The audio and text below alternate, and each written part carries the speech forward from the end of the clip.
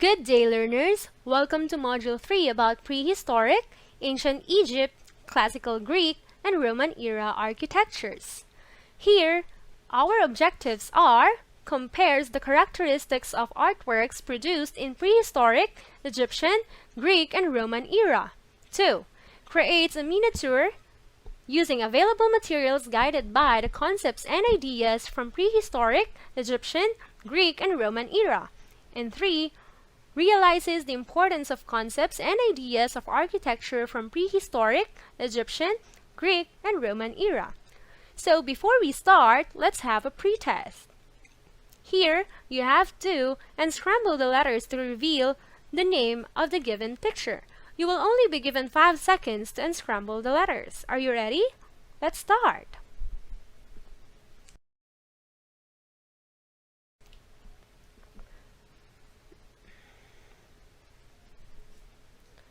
3,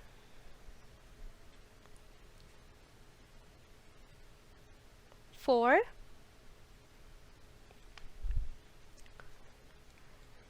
'Now let's reveal the answers. The correct answer is pyramid. 2. The correct answer is megalith. 3. The correct answer is Parthenon. 4. The correct answer is Colosseum. Now let's have a recap on our previous lesson. In this activity, you have to identify the era of sculpture described in the following sentences. 1. Their sculptures have greater freedom of style. From what era is this? If you answered Gothic, that's correct. Very good. Number 2. Some of their famous sculptural pieces are reliquaries, altar frontals, crucifixes, and devotional images. From what era is this? If you answered Romanist, that's correct. Wow, good job. Number 3. Materials used during this period vary according to region and locality. From what era is this?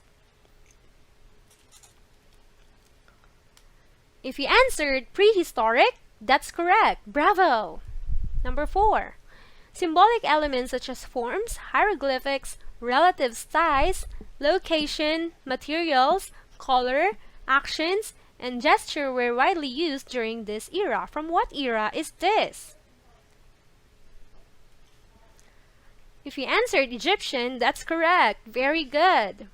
Number 5. Most of their sculptures are made of monumental terracotta. From what era is this? If you answered Roman, that's correct. Good job. Wow! Did you get a perfect score? I hope you did. Now, let's start our lesson about the architecture from early age and discuss about the prehistoric architecture. In prehistoric architecture, man has developed a form of architecture based on megaliths, meaning a big rock, from the Greek word lithos, which means stone, and megas, which means big.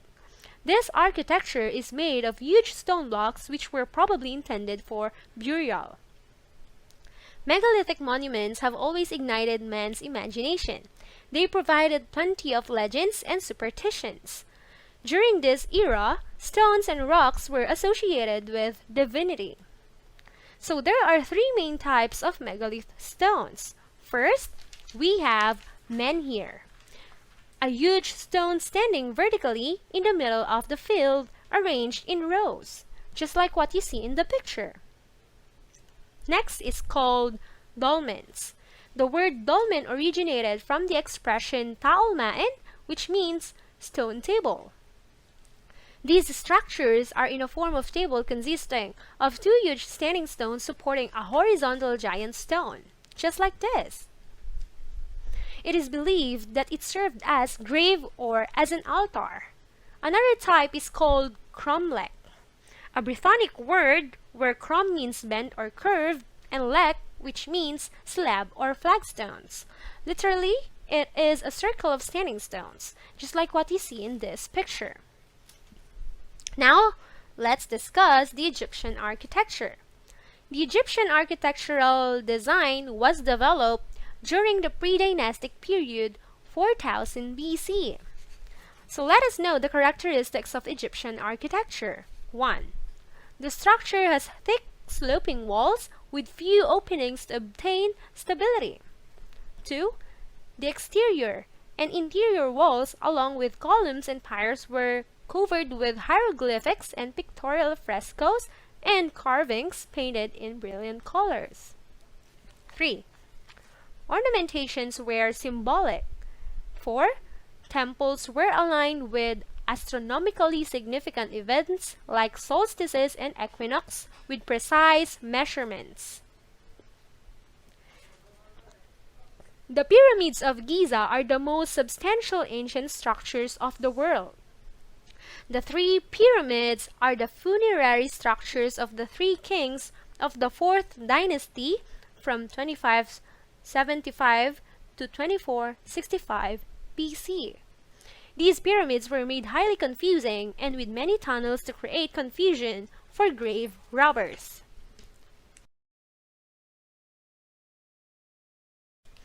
Egyptian temples were built to serve as places of residence for the gods. They also served as key centers for economic activity. Ancient temples were made of perishable materials like wood, reed matting, and mud brick. The walls were covered with scenes that were carved onto the stones, then brightly painted. Another type of pyramid is called the matsaba. It is a type of Egyptian tomb in the form of a flat-roofed, rectangular structure with outward sloping sides. It was made of mud bricks or stones. Now let's move on to Greek architecture. Here, temples consisted of a central shrine or room in an aisle surrounded by rows of columns. So there are 3 architectural style or orders: Doric, Ionic, and Corinthian. The Parthenon, 447 to 432 BC Athens, is the greatest classical Greek temple ingeniously engineered to correct an optical illusion. The columns were slightly contorted, swollen at the center and leaning inward to correct what would otherwise have been an impression of deadness and top-heaviness. Now let's talk about the Roman architecture. Here, they built sturdy stone structures both for use and to perpetuate their glory. The emperors erected huge halls and arenas for public games, baths, and processions. They built these with gigantic arches of stone, bricks, and concrete, or with barrel vaults, and this is called the Colosseum. Now that we're done with our lesson, let's have activities to test what you've learned from our lesson today.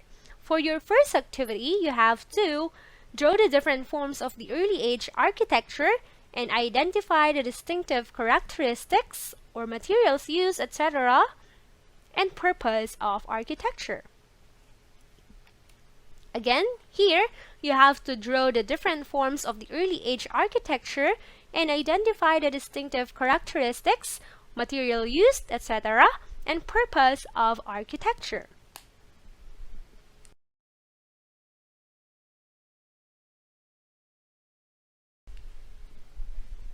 Now, let's have some more activities. Your next activity is called the Mini Stonehenge. Experience the feel of prehistoric architecture by creating a mini Stonehenge using recycled and available local materials. Here are the materials that you may use for this activity. Flat and elongated rocks or papier-mâché stones unavailable, glue gun and glue stick, soil with pot, cardboard. So here's how you should do your activity. Procedure number 1. Collect stones of different shapes, preferably elongated and flat stones. Ask for the help of your parents or guardians. 2. Clean your stones thoroughly with soap and water, then dry. Number 3. While waiting for your stones to dry out, prepare your Stonehenge stand. You can use a vacant pot or garden dish filled with soil. Number 4. If pot with soil is not available, use cardboard. Color your cardboard green for the ground grass effect, or you can improvise using similar materials. 5.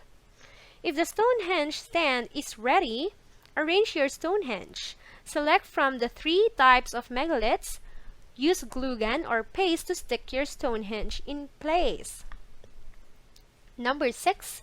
If satisfied with artwork, take a photo of it and present to your teacher. So here's an example of what you're going to do.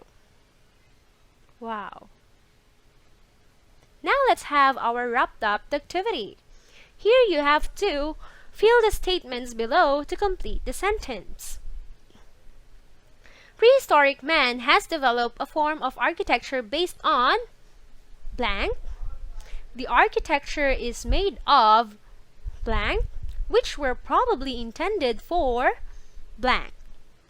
There are 3 main types of this: blank, blank, and blank.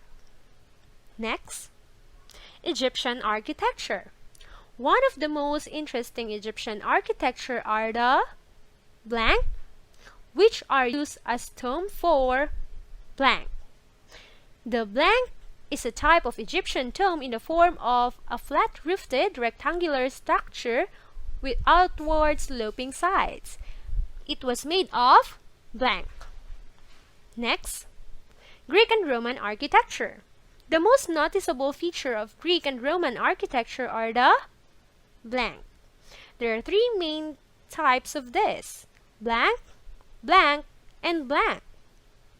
In Greece, the blank is the greatest classical temple known to man, while in Rome, an arena called blank was erected for public games and processions. As early as the prehistoric period, homes in whatever form have always been one of our basic needs for survival. Houses from then on evolved from caves to stones, and man continues to improve the structure and architecture of community buildings, bridges, churches, and most importantly, our homes. The importance of our homes being the greatest architecture was by far magnified because of the COVID-19 pandemic.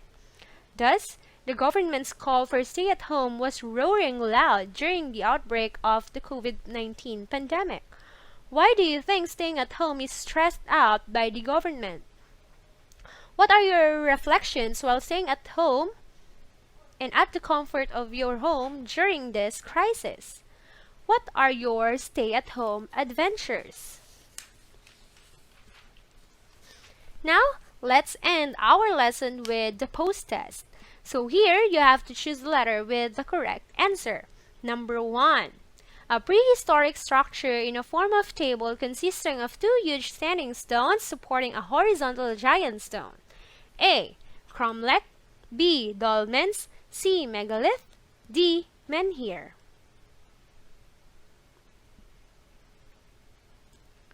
The correct answer is letter B. Dolmens. Number 2. A type of Egyptian tomb in the form of a flat-roofed rectangular structure with outward sloping sides. A. Colosseum. B. Giza. C. Mastaba. D. Parthenon.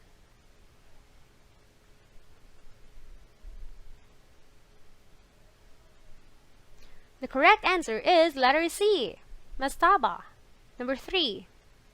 Below are the characteristics of Egyptian architecture except letter A. The architecture is made of huge stone blocks called megaliths. B. The ornamentations were symbolic. C. The structure has thick sloping walls with few openings. D. Temples were aligned with astronomically significant events.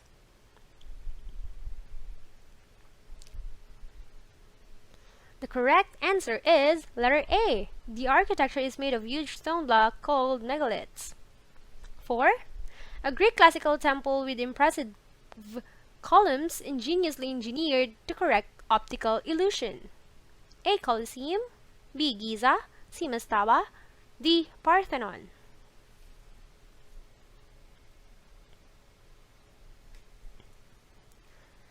The correct answer is letter D, Parthenon. And lastly, number 5, Roman architecture intended for huge balls and arenas for public games, baths, and procession. A. Colosseum, B. Giza, C. Mastaba, D. Parthenon.